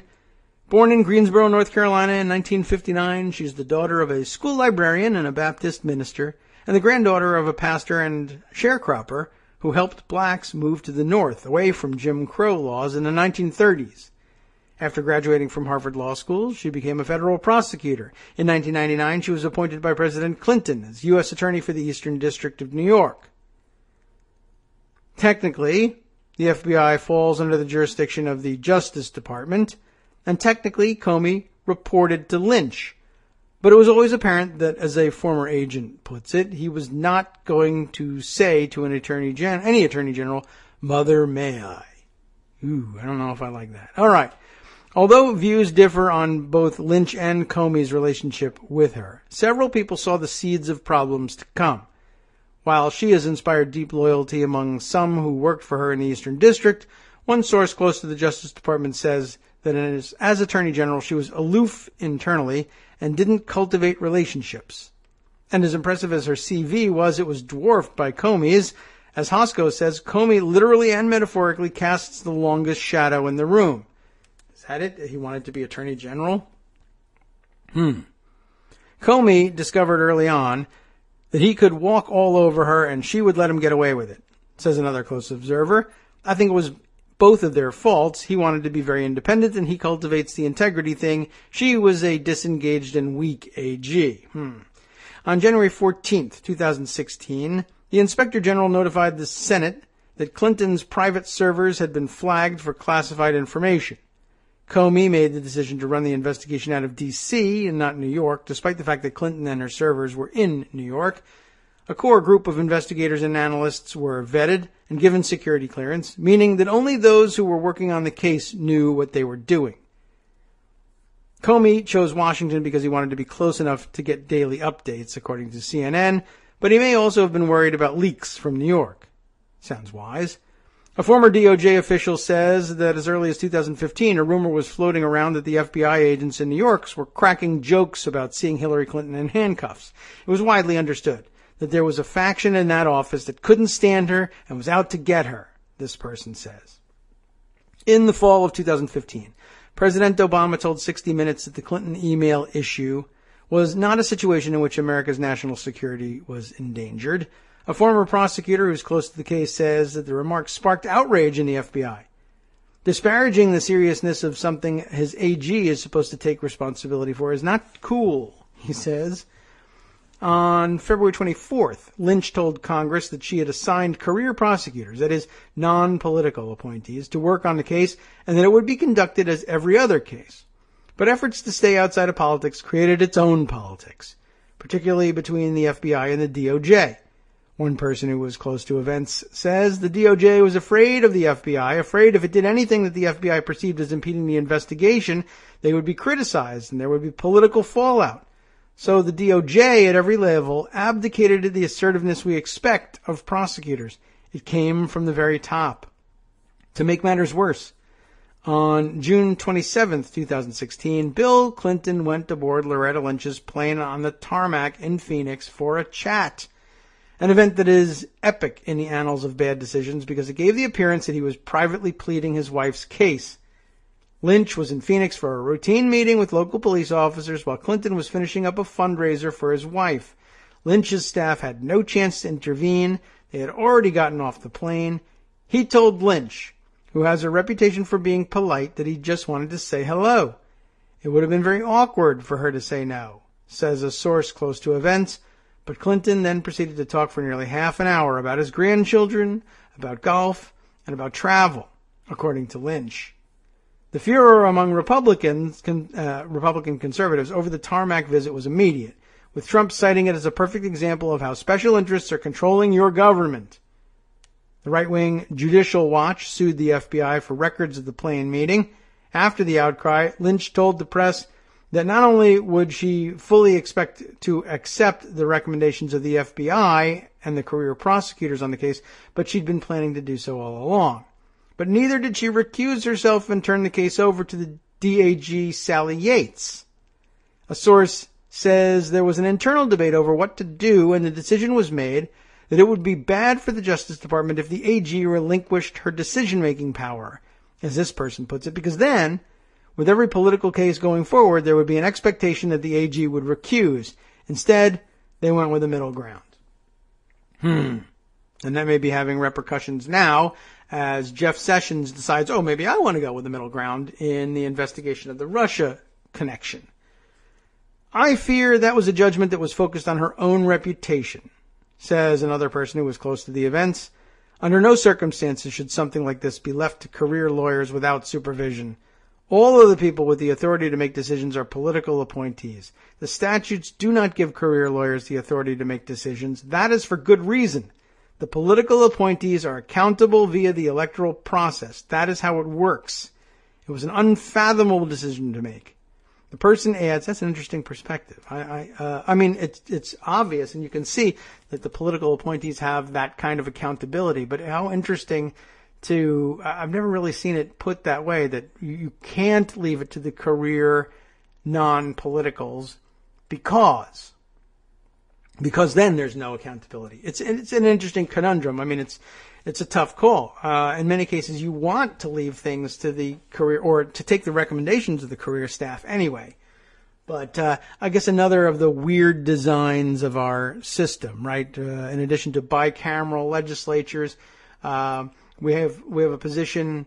We've put our executive branches in a position to say, well, we have politically selected leadership and civil service staff. And so it becomes the routine expectation that the political leadership will rubber stamp the decisions of the apolitical staff and thereby give it political legitimacy, or, if necessary, illegitimacy, and give you someone to blame for it besides the career staff. But you have the interesting managerial prospect, right? To have to fuse the apolitical career civil servant decision-making with political decision-making in a way that makes any sense. And I guess very often it just won't.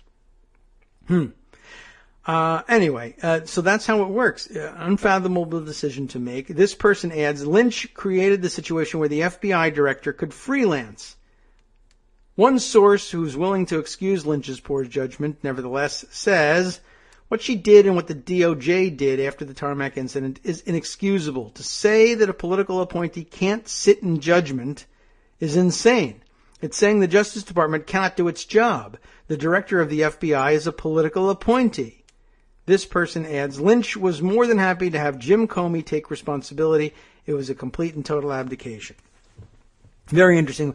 It's just a good contrasting point to keep in mind when we talk about the politicization of the DOJ, because very shortly we'll be back on that subject and complaining that it's absolutely insane for political appointees to overrule career civil servants, as in the case of the voting rights section. That's completely opposite, right? Our thinking on the voting rights section in the George W. Bush era was, the facts that we had on how they handled voter discrimination and how they handled gerrymandering cases, how they handled caging cases, etc., was that the non-political staff recommendation unanimously was, for instance, in the case of gerrymandering, that Texas's new congressional map be rejected as facially discriminatory.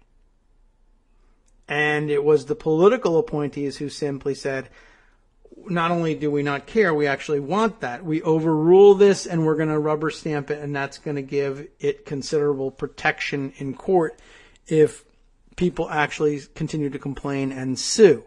And we said, there you have what appears to be a real abuse of their discretion, because they're overruling the career staff. And if there's really only two ways to go, either to approve what the career staff says or overturn what the career staff says, and the overturning of what they say is so facially and obviously discriminatory and abusive, and the only other option is to rubber stamp it, we are reminded, at least here from time to time, it would certainly appear that there are people who would consider it ridiculous to simply approve something just because the staff did it, or to take away the appointee's power to overrule the staff decision. Interesting. Well worth keeping in mind.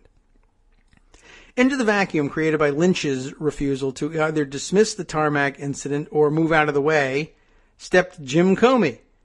That he would do so is not a surprise to anyone who knew him. On July 5th, Comey held the press conference in which he announced that agents had found thousands of emails that contained government secrets, all of which had traveled unsecure, unclassified channels in Clinton's private email network.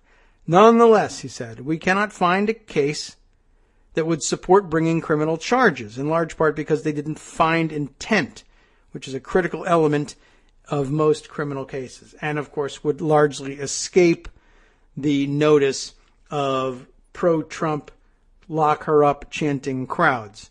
Intent, well, all I know is something was done and she did it. That's all that's necessary in my mind. But it don't work like that. Comey certainly knew that the career prosecutors who had been working hand in glove with the FBI agents would agree with the decision. But he made it clear he hadn't even informed the DOJ, whose responsibility it is to decide whether to authorize an indictment, that he was holding a press conference. Interesting. So it's not even really his job to make that call, and the people whose job it is, he didn't bother telling. Oh boy, look at this. By the way, an important development outside the window. The squirrels have discovered the bird feeder. Now I'll give you a live report on whether or not the squirrel makes it to the feeder. I don't know whether he'll be able to, but that's more important than this Comey letter, don't you think? All right, so Comey is now holding the press conference, not even notifying the DOJ that he's doing it. Lynch corroborated this, admitting that the DOJ had learned of the press conference only right before. Indeed, some of the DOJ turned to CNN to find out what Comey was saying. Plenty of Comey's longtime admirers were appalled that he had spoken at all, because by doing so he blew through several of the Justice Department's long-standing policies. It was an unprecedented public announcement by a non-prosecutor that there would be no prosecution, says someone who once worked for Comey. The FBI does not talk publicly about its investigations, and it does not make prosecutorial decisions, full stop. Comey has said he did not consult with anyone at the DOJ beforehand, so he could say it was the FBI's recommendation, observes another former prosecutor. But right there, that is a massive act of insubordination. Comey, then, according to his critics, compounded his mistake by declaring Clinton's conduct and that of her aides extremely careless. That was another breach of protocol. Neither prosecutors nor agents criticize people they don't charge. We don't dirty you up, says Richard Frankel, who retired from the FBI in early 2016 and now consults for ABC News. And Comey's choice of language opened another can of worms. Unlike other criminal statutes, which as a rule require intent, the Espionage Act does allow for prosecutions of those who display gross negligence. Not that I expected that fact to be taken into account in the lock her up chanting. Oh, well, sure, I know that there was no indication of intent, but under the Espionage Act, that's not actually a prerequisite. Yeah, sure. Yeah, right. There's no way they were thinking that. The close to the case.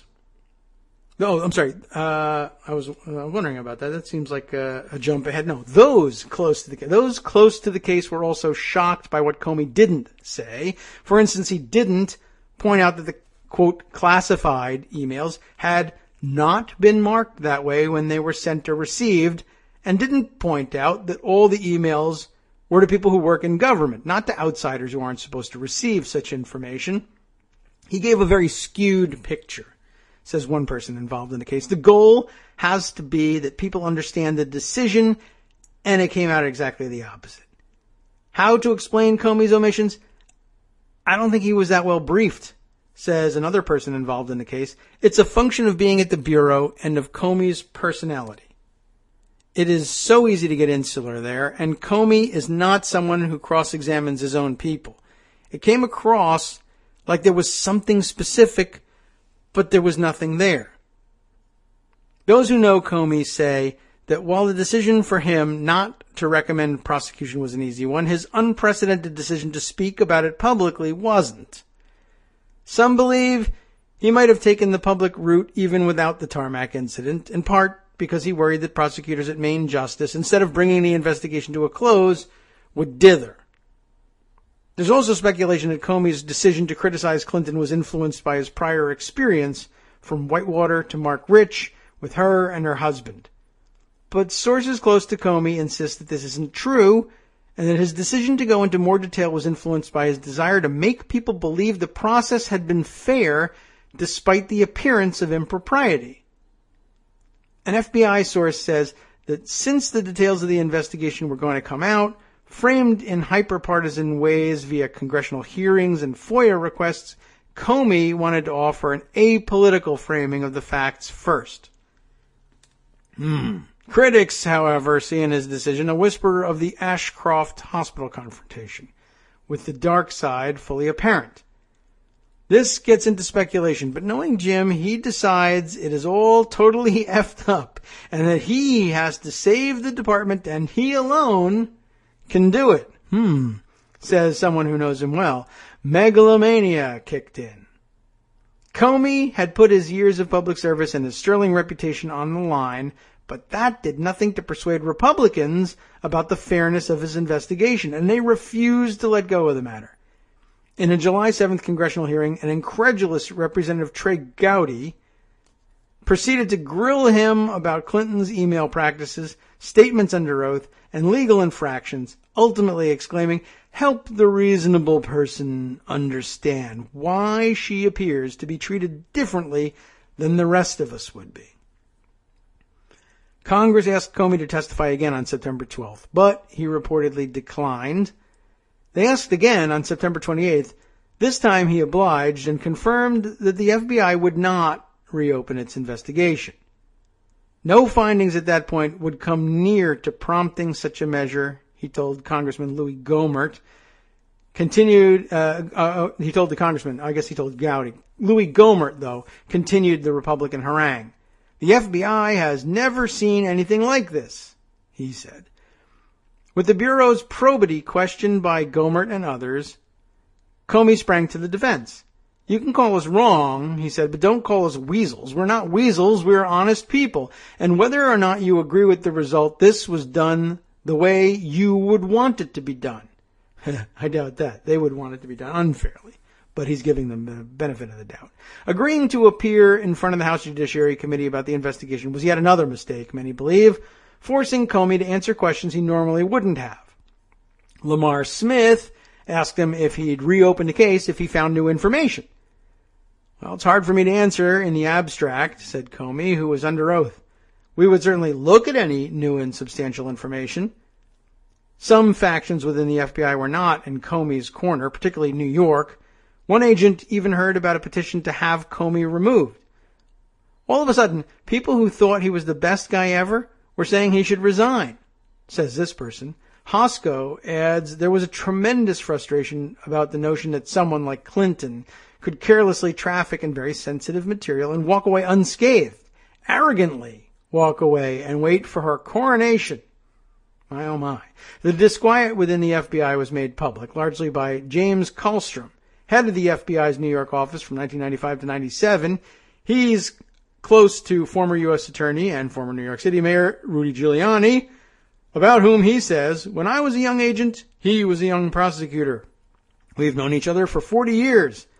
During the campaign, Giuliani was one of Trump's most prominent supporters, and in the weeks following Comey's July announcement, both Kallstrom and Giuliani were all over conservative news outlets talking about the revolution, as Giuliani called it, among the FBI rank and file, who viewed the failure to indict as almost a slap in the face to the FBI's integrity.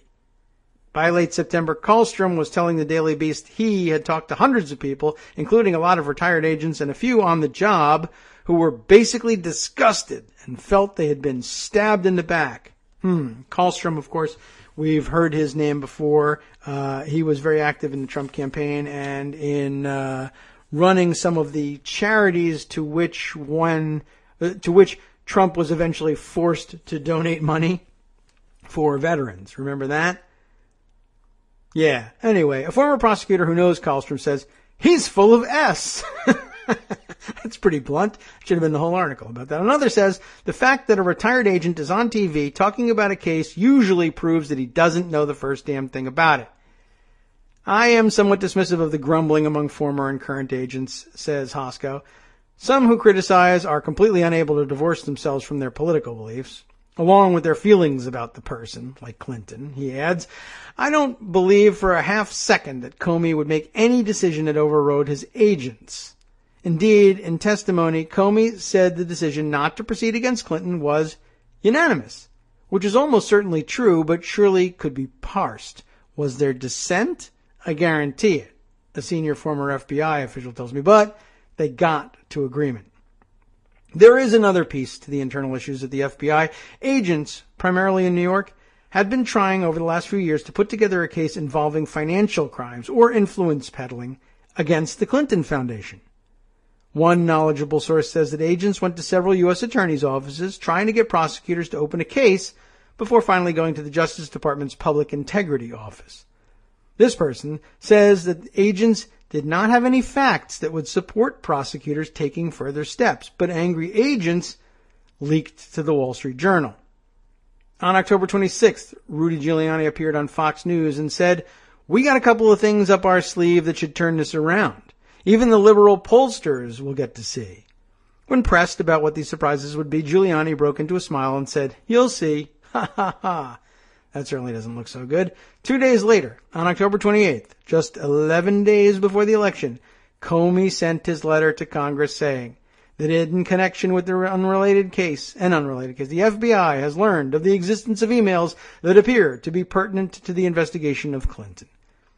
Fox News obtained the internal memo Comey had sent the FBI staff, in which he wrote that he felt an obligation to update Congress, although he noted that we don't know the significance of this newly discovered collection of emails. He thought it would be misleading to the American people were we not to supplement the record. The emails between Clinton and her aide, Huma Abedin, were discovered during the FBI's investigation into an unrelated allegation that Abedin's husband, Anthony Weiner, had been sending illicit text messages to a 15-year-old girl in North Carolina from the silver Inspiron laptop he shared with his wife.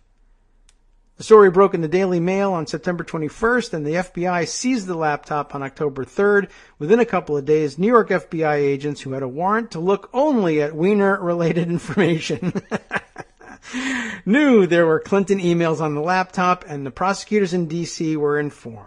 But investigating electronic information can be a lengthy process, and it wasn't until the middle of the month that agents said there were a lot of Clinton emails and that they appeared to cover a 3-month period at the start of Clinton's tenure at State that had previously been missing, says an official familiar with the investigation. This was a big deal because her emails from that period hadn't been recovered. On the 27th, Comey was briefed. Agents argued they needed to get a warrant to go through the new emails, and things begin moving. Comey agreed with his agents. And that afternoon, the FBI alerted the Justice Department that he planned to write the letter updating Congress. If it were easy to see that it was the same emails found on Clinton's computer, which proved to be largely the case, you can see your way to a different decision. But if they've made a compelling case that it's new, how do you see your way to do anything else? Asks one friend. Nor did the FBI think that it would be possible to go through the new emails quickly. If we had known we would have been able to reach a conclusion quickly, that might have colored the decision-making, says an official familiar with events. But most of all, the FBI worried that if it all came out that they had kept silent and the existence of the emails was revealed after the election, it would give credence to claims which were already being circulated by Trump that the results of the election were illegitimate. Officials at DOJ tried to convince the FBI that all Comey had promised Congress was that he would take a look at the new information, that he risked creating another misimpression by sending a letter, that doing so this close to an election was insanity, and that the overwhelming odds are that all of this will amount to nothing. As one former official puts it, one argument that the FBI gave in response was that now the circle had become much bigger, including agents in New York. The probability of a leak was high and would only increase once the request for the warrant was filed. Yes, it was absolutely explicit that one reason for the letter was that agents in New York would leak it, says a Justice Department source. That is a crappy reason. You can't manage your people?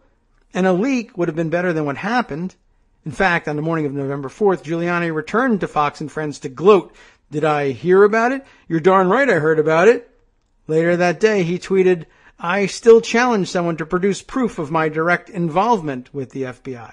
But multiple sources say the Justice Department never ordered Comey not to send the letter, and neither Lynch nor Yates personally called Comey. Instead, staff called over to the FBI. A source said, I do know that Lynch never spoke directly to Comey, and she didn't allow the DAG to speak to him. In his position, I would have understood this as permission to do what I wanted. He adds, before something this consequential would occur, you would at least want the AG to look Jim Comey in the eye and say, do not do it. On November 6, 2 days before the election, Comey informed Congress that the FBI had seen the emails and that the Bureau had not changed its conclusion that Clinton should not face charges over the handling of classified information. The result was predictable. Republicans again insisted the game must be rigged, and Democrats couldn't believe Comey had reignited the issue on the eve of the election. Even the Justice Department joined in the blame game, leaking a story to the Times, New York Times, in which officials claimed they'd done practically everything possible to dissuade Comey from sending the letter. One source disagrees, saying, as immense as my criticism is for Comey, it is greater for the AG and the DAG. If they had said you can't send that letter, he wouldn't have done it. They claim they couldn't have stopped it, but that is BS, says a former prosecutor who says, even today, they don't get it. They don't admit responsibility. They say, we couldn't do anything. You know what he's like. Another observer, deeply familiar with the DOJ, adds, I know exactly why they didn't call themselves. They were all thinking, Hillary's going to win. If you could look back and say this would swing it to Donald Trump, you would do anything to stop it. But they were worried that if they told Comey not to do it, that would leak from the FBI, and they would be accused of interfering. Lynch, Comey, and Yates all declined to comment for this article. And guess what? There is a little bit more. You can read the exciting conclusion all for yourself. We did as much of it as we could, and boy, did we give over lots of time to it. It's very interesting. I don't think it changed. It certainly doesn't, well, obviously it doesn't change the outcome of the election at all, but it does color my thinking about exactly what the hell was he thinking of doing. It's it adds nuance. It's reporting you don't see discussed in depth unless you're just sitting there reading Vanity Fair. I think it was an important share, and I hope you agree, because it certainly ate up a significant portion of the time we had available, and there's much, much more to get to. But I think we touched on all of the super important stories of the day that require our nuanced view, but there's much more, of course, that we haven't gotten to. That is so often left to the guys on the after show, and today is no different. Here's what they've got for you coming up next. Maryland teachers are forced to remove iconic pro-diversity posters because, others say, they are anti-Trump. Rather than fix the problems the economy has, Trump is cooking the books to get the numbers he wants. No surprise there. And northern states' resistance to the Fugitive Slave Act of 1850 gives sanctuary cities a model for resistance to Trump. What about the last half? A visit with Angela Marks, a.k.a. Angie in Washington State, from Twitter for reports on legislative news and dispatches from the resistance. All of that, plus, of course, the Connect, Unite, Act Daily Coast Community Calendar, and more on the After Show with Wink and Justice next. From Daily Coast Radio on networksradio.com. You have been listening to the Kagro in the Morning Show with David Waldman. Well, just by way of update, the squirrel never made it to the bird feeder. We have that to look forward to later in the day, and I'll tell you what birds we got as soon as we can identify them. That's not the big news of the day, though. Do stay tuned for all those stories that we missed on the after show. We'll be back tomorrow with more.